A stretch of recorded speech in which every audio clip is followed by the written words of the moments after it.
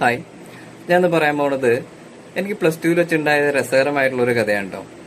അപ്പോൾ ആ ഒരു സമയത്ത് എന്ന് വെച്ച് കഴിഞ്ഞിട്ടുണ്ടെങ്കിൽ നമ്മള് ചേട്ടന്മാരൊക്കെ ഉണ്ട്. അപ്പോൾ ഈ ചേട്ടന്മാരൊക്കെ ഇപ്പം കൂട്ടുകൂടാൻ വേണ്ടിയിട്ട് നമ്മൾ അവരുടെ ഒപ്പം തന്നെ എപ്പോഴും നടക്കുകയായിരിക്കും.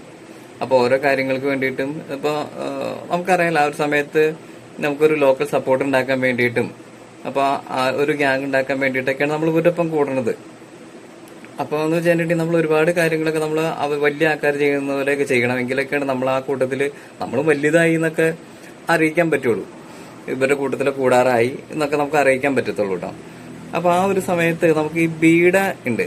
ബീഡാന്ന് കേട്ടിട്ടുണ്ട്. ബീഡാന്ന് വെച്ചിട്ടുണ്ടെങ്കിൽ ഈ വെറ്റിലയും അടക്കയൊക്കെ ചേർത്തിട്ട് ഈ ഭായിമാര് ചവയ്ക്കുന്ന കണ്ടിട്ടുണ്ടാവും. ആ സാധനമാണ് ബീഡാന്ന് പറയുന്നത്. അപ്പൊ ഈ ബീഡ ഞങ്ങളുടെ അവിടെ കിട്ടും. അപ്പോൾ ടൗണിൽ തന്നെയുള്ളൊരു ഭായി ബീഡ വിൽക്കുന്നുണ്ട്. അപ്പൊ എന്ന് വെച്ചിട്ടുണ്ടെങ്കിൽ അതിന്റെ പവർ കൂടിയ സാധനങ്ങളുണ്ട്. അതായത് ലഹരി തലക്കി പിടിക്കുന്ന പവർ കൂടിയ സാധനങ്ങളുണ്ട്. അതിന് 420 520 എന്നൊക്കെ പറയും. അതല്ലാതെ വെറുതെ ചവയ്ക്കുന്ന സാധനമുണ്ട്, സാധാ എന്ന് പറയുന്നത്. സാധാ ചവച്ച് കഴിഞ്ഞിട്ടുണ്ടെങ്കിൽ അതിന് വേറെ ലഹരിയോ ഒന്നുമില്ല. വെറുതെ ഒരു അടയ്ക്കാൻ പറ്റില്ല, നമ്മളിട്ട് ചവയ്ക്കാം. അപ്പോൾ വേറെ രണ്ടുമൂന്ന് പൊടികളൊക്കെ അതിനകത്ത് ചേർക്കുന്നുണ്ട്. അപ്പൊ അത് ചവച്ച് വരുമ്പോഴത്തേക്ക് നല്ല ചുവന്ന രീതിയിൽ നമുക്ക് പുറത്തേക്ക് നമുക്കൊരു തുപ്പാനൊക്കെ പറ്റും. അപ്പൊ ഒരു രസം. അപ്പൊ അത്രേ ഉള്ളൂ. അപ്പൊ ഇവര് ഈ ചേട്ടന്മാരൊക്കെ ഈ വലിയ സാധനങ്ങൾ കഴിക്കുമ്പോ അപ്പൊ ഞാൻ എന്നാ പിന്നെ ഇവരുടെ കൂട്ടത്തിൽ കൂടാൻ വേണ്ടിയിട്ട് ഒരു സാധാ മേടിച്ചിട്ടോ. മേടിച്ചെന്ന് വെച്ച് കഴിഞ്ഞിട്ടുണ്ടെങ്കിൽ ഞങ്ങളുടെ അമ്പലത്തിൽ ഉത്സവമാണ്. ഉത്സവത്തിന്റെ അന്ന് ഈ ഭായി അവിടെ വന്നിട്ടുണ്ട്.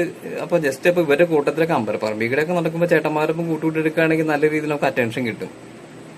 അപ്പൊ അതിനൊക്കെ വേണ്ടിയിട്ടാണ് ഈ കൂടെ നടക്കുന്നത്. അപ്പൊ ഈ ബീഡ ഇവര് ചേട്ടന്മാര് മേടിച്ചു. അപ്പൊ ഞാനും സാധാ ഒരെണ്ണം മേടിച്ചിട്ടോ. അപ്പൊ 2 എണ്ണം മേടിച്ചു. ഒരെണ്ണം എനിക്കും എന്റെ ഒരു കൂട്ടുകാരനും വേണ്ടിയിട്ടാണ് ഞാൻ മേടിച്ചത്. പക്ഷെ അവൻ ഉത്സവത്തിന് വന്നില്ല കേട്ടോ. അപ്പൊ അവന് വേണ്ടിയിട്ട് അപ്പൊ ഞാനൊരു പ്ലാസ്റ്റിക് കവറിനകത്താക്കി ഇത് പൊതിഞ്ഞിട്ട് മുണ്ട എടുത്തോണ്ടാ പോയിരിക്കും. അത് മുണ്ടിന്റെ മടിക്കുത്തിൽ വെച്ചു. ഒരെണ്ണം ഞാൻ ജസ്റ്റ് ഒന്ന് ചവച്ചു. അപ്പൊ എനിക്കത് അത്ര പിടിക്കുന്നില്ല. പക്ഷെ നല്ല ചുവന്ന ചുണ്ടൊക്കെ നല്ല ചൊകാന്ന് വരുന്നുണ്ട്. ചവച്ച് കഴിയുമ്പോഴത്തേക്ക് പുറത്തേക്ക് തുപ്പുമ്പോ നല്ല ചുവന്ന കളറൊക്കെ നല്ല രസമാണ് കേട്ടോ അതപ്പോ. അപ്പൊ ഞാൻ അതോടെ തീരുമാനിച്ചു എന്തായാലും ഇനി ഇതില്ല, ഇത് തെറ്റാൻ നമുക്ക് മനസ്സിലായി. അപ്പൊ ഇനിയിപ്പോ എന്തായാലും അത് ഉപയോഗിക്കില്ല എന്ന് നമ്മൾ തീരുമാനിച്ചിരിക്കുകയാണ് കേട്ടോ. അപ്പൊ പക്ഷെ കൂട്ടുകാരന് കൊടുക്കാൻ വേണ്ടിയിട്ട് അപ്പൊ ഇതിന്റെ ഒരു രസം എന്താണെന്ന് അറിയാൻ വേണ്ടിയിട്ട് കൂട്ടുകാരന് കൊടുക്കാൻ വേണ്ടിയിട്ട് ഒരെണ്ണം ഞാൻ എന്റെ മടിക്കുത്തിൽ സൂക്ഷിച്ചിട്ടുണ്ട്. പക്ഷെ ഞാൻ ഈ മടിക്കുത്തിൽ ഇങ്ങനെ ഒരു സൈറ്റ് ഇരിക്കണ കാര്യം ഞാൻ മറന്നുപോയി. ഉത്സവമൊക്കെ കഴിഞ്ഞ് ഒരു 1 മണി 2 മണിയൊക്കെ ആയപ്പോഴത്തേക്ക് നേരെ വീട്ടിലേക്ക് കയറി ചെല്ലാണ്. വീട്ടിൽ കയറി ചെന്ന് കിടന്നുറങ്ങി കഴിഞ്ഞപ്പോൾ നേരം വെളുത്ത് കഴിഞ്ഞപ്പോഴത്തേക്ക് അമ്മ വിളിക്കാനുണ്ടോ, അവിടെ എനിക്ക് വന്നേ, ഒരു കൂട്ടം കാണിച്ചു തരാൻ പെട്ടെന്ന് എനിക്ക് വന്നേന്ന് പറയാനുണ്ട്. ഞാൻ ടീച്ചറെ ഇനി എന്ത് കുരിശാണാവോന്ന് വിചാരിച്ച് എനിക്ക് വന്നു കഴിഞ്ഞപ്പോഴത്തേക്കും അമ്മ മിറ്റടിച്ചോണ്ടിരിക്കുകയാണ്. ചൂലും കൈ പിടിച്ചോണ്ടിങ്ങനെ നിൽക്കാനുണ്ടോ. എന്നിട്ട് പറയാണ് ഇത് ഇങ്ങോട്ട് വന്നിട്ട് കൂട്ടം കാണിച്ചു തരാന്ന് പറയണേ. ഞാൻ നോക്കിക്കഴിഞ്ഞപ്പോ മുറ്റത്ത് ഞാൻ ഇന്നലെ മേടിച്ച പ്ലാസ്റ്റിക് കവറിനകത്ത് പാഴ്സലാക്കി പൊതിഞ്ഞ ബീഡ മുറ്റത്ത് കിടക്കുകയാണ്. അതായത് വീടിനകത്തേക്ക് കയറുന്നതിന് മുമ്പ് മുണ്ട് അഴിച്ചൊന്ന് മടക്കി കുത്തുന്ന സമയത്ത് അപ്പൊ മടിക്കുത്തിന്ന് എപ്പോഴും അഴിഞ്ഞ് നിലത്ത് മുറ്റത്ത് വീണ് എടുക്കുകയാണ്. അമ്മയെ നോക്കിയിട്ട് പറയാണ് ഇതെങ്ങനെ ഇവിടെ വന്നു ഇങ്ങനെ പറയാണ്ട്. മറ്റേ ചൂലിന്റെ കടയും കുത്തിക്കൊണ്ടിങ്ങനെ പറയണം. അപ്പൊ ഞാൻ ചോദിക്കാം എന്തായാലും എന്നെ പൊക്കി, മുറുക്കിയതിന് വീട്ടിൽ പൊക്കി, ചൂലും കൂടെ എന്തായാലും അടി കൊള്ളുന്ന ഉറപ്പായി. അപ്പൊ അങ്ങോട്ട് കുറ്റം സമ്മതിച്ചേക്കാന്ന് വിചാരിച്ചേക്കാണ്ട ഞാൻ. അപ്പൊ തന്നെ അത് സമ്മതിക്കുന്നതിന് മുമ്പ് അമ്മ ഇങ്ങോട്ട് പറയാണ്ടോ, എടാ ഇതേ. അപ്പൊ അത് എന്ന് വെച്ചിട്ടുണ്ടെങ്കിൽ അതിനകത്ത് ഞാൻ ഈ പറഞ്ഞില്ല, അടയ്ക്കാൻ മാത്രമല്ല വേറെ എന്തൊക്കെയോ ചില സംഭവങ്ങളൊക്കെ അതിനകത്ത് ചേർക്കുന്നുള്ളത് കൊണ്ടാണ് ഈ നല്ല ചുമപ്പ് കിട്ടുന്നത്. സാധാരണ മുറുക്കാൻ ചുമക്കുന്നതിനേക്കാൾ നല്ല രീതിയിൽ ചുമപ്പ് അതിന് വരും.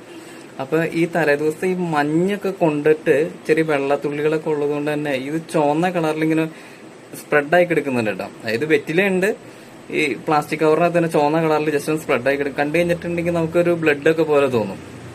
അതുപോലെ സ്പ്രെഡായി കിടക്കുന്നുണ്ട്. അപ്പൊ അമ്മ ഇങ്ങനെ നോക്കിയപ്പോ വെറ്റില കാണുന്നുണ്ട്, ബ്ലഡ് വരെ എന്തൊക്കെയോ ഇത് കാണുന്നുണ്ട്. അമ്മ ഇങ്ങനെ നോക്കിയിട്ട് പറയാനുണ്ടോ, എടാ ഇതാരോ കൂടോത്രം ചെയ്ത് നമ്മുടെ മുറ്റത്തിട്ടേക്കണതാണ് അങ്ങനെ പറയണ്ട. അപ്പൊ ഞാൻ ഈശ്വര ആശ്വാസായി, നേരെ എന്നത് കൂടോത്രത്തിന്റെ തലയിലിരിക്കട്ടെ, എന്നെ പൊക്കിയില്ലല്ലോ എന്ന് വിചാരിച്ചിരിക്കുകയാണ്. അപ്പൊ അത് കഴിഞ്ഞിട്ട് പിന്നെ അമ്മയുടെ കുറെ എക്സ്പ്ലനേഷൻ ആണ്. അപ്പൊ ഈ കൂടോത്രം ചെയ്ത് അപ്പൊ ഞാനപ്പൊ തന്നെ പറഞ്ഞു ശരി അമ്മ ഇത് കൂടോത്രം ചെയ്ത് ഇട്ടേക്കണതാ അങ്ങനെ പറഞ്ഞു. അപ്പൊ തന്നെ എറണാകുളം ജില്ലയിലെ ഒരു 5 അമ്പലങ്ങളിലേക്ക് ഇത് നേർന്നു കേട്ടോ.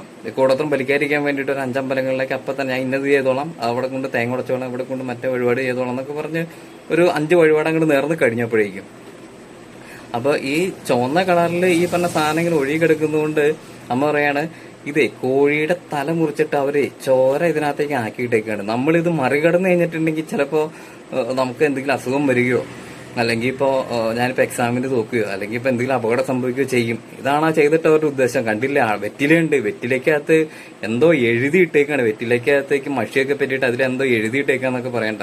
കണ്ട അടക്കയെ കണ്ടില്ല, അടക്ക വെച്ചിട്ടൊക്കെ എന്തൊക്കെയുള്ള ഒരു പരിപാടിയാന്നൊക്കെയാണ് പറയണേ. ഞാനിപ്പോ മനസ്സിൽ ഈശ്വര ദൈവമേ ഈ കൂടോത്രം കണ്ടുപിടിച്ചാനെ തന്നെ അവര് വേണ്ടി പ്രാർത്ഥിക്കുകയാണ് ഇങ്ങനെ. അപ്പൊ എന്തായാലും ഞാൻ രക്ഷപ്പെട്ടല്ലോ. അപ്പൊ അത് കഴിഞ്ഞിട്ട് ഞാൻ വന്നാ പിന്നെ എനിക്കറിയാം ഇത് ബീഡിയാണെന്നുള്ള കേസ്. ഇതുകൊണ്ട് ഇതിപ്പോ എടുത്തു കഴിഞ്ഞാൽ ഒന്നും സംഭവിക്കാൻ പോകണമെന്ന് പറയാം. ഞാനപ്പോ ഇത് പയ്യെ കൈകൊണ്ടെടുത്ത് പുറത്തേക്ക് വീക്കളെന്ന് പറയുമ്പോ അമ്മ അപ്പൊ തന്നെ പറയും, കൈ കൊണ്ട് എടുക്കല്ലേ, കൈ കൊണ്ട് തൊടാൻ പാടില്ല, നമ്മൾ കൈ കൊണ്ട് ഇട്ട് കഴിഞ്ഞിട്ടുണ്ടെങ്കിൽ അത് വേറെ പല പ്രശ്നങ്ങളും വരും, നിനക്ക് അത് അറിയാൻ പാടില്ലാത്തതുകൊണ്ട് ഇതൊക്കെ എനിക്കറിയാം എന്ന് പറഞ്ഞാൽ അമ്മ അങ്ങനെ പറയണം. ഞാൻ പിന്നെ പയ്യെ എന്നാ പിന്നെ അമ്മയ്ക്ക് സമാധാനം ആയിക്കോട്ടെ എന്ന് കരുതി ഒരു കോലും കൊണ്ട് പയ്യെ തോണ്ടി അത് പള്ളയെ കളഞ്ഞു. ആശ്വാസമായി, എന്നെ പൊക്കിയിട്ടില്ല. അപ്പൊ പാവ എന്റെ അമ്മ എപ്പോഴും വിചാരിച്ചുകൊണ്ടിരിക്കുന്നത് ആരോ അത് കൂടോത്രം ചെയ്ത് മുറ്റത്തേക്ക് ഇട്ട് നമ്മളത് കൈയോടെ പൊക്കി, അതുകൊണ്ട് നമുക്ക് വേറെ പ്രശ്നങ്ങളൊന്നും ഉണ്ടായിട്ടില്ല എന്നാണ്.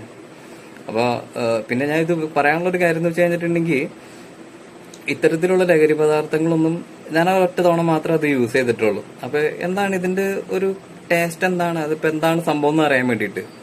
അപ്പൊ പിന്നീട് വരുന്ന ആൾക്കാർ, ഇപ്പൊ നമ്മുടെ അനിയന്മാരെ കൂടെ ഉള്ളവരോ ഒക്കെ ആണെങ്കിൽ ഞാനിങ്ങനെ പറയും അതൊന്നും ഉപയോഗിക്കരുത് എന്ന് തന്നെയാണ് ഞാൻ പിന്നെ പറയാറുള്ളത്.